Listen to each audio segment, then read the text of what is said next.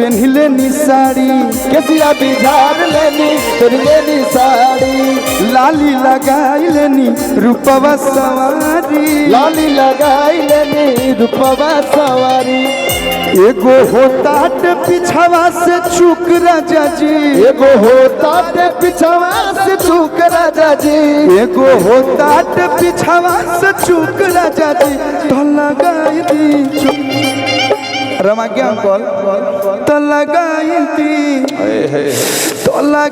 दी चोलिया के लगाई दी चोलिया के हूँ राजा जी लगाई दी चोलिया के हुक राजा जी लगाई दी चोलिया के हूँ राजा जी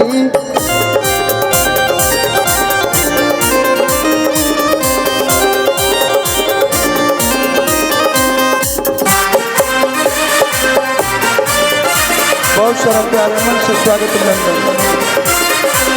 लगाई दी चोलिया के हूँ राजा जी लगाई दी चोलिया के हूँ राजा जी। सौरभ जी की तरफ से बहुत बहुत आशीर्वाद है मन से स्वागत अभिनंदन सभी बड़े भाइयों का स्वागत सभी बड़े भाइयों का इस मन से अभिनंदन कहमंदा रजियाई कोइला सिलाई कहमंदा रजियाई कोइला सिलाई बाट सके तू हुक कैसे फसाई बाट सके तू हुक कैसे फसाई रउआ बुझिले नहीं हमर दुख राजा जी रउआ बुझिले नहीं हमर दुख राजा जी रउआ बुझिले नहीं हमर दुख राजा जी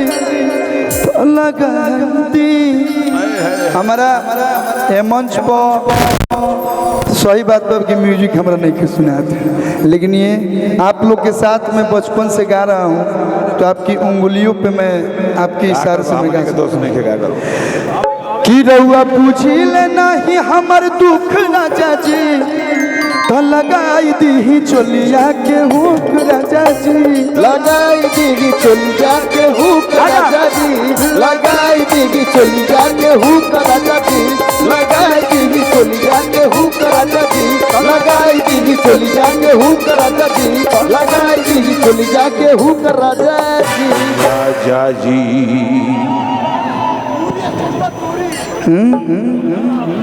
टूटी ना आज पूरा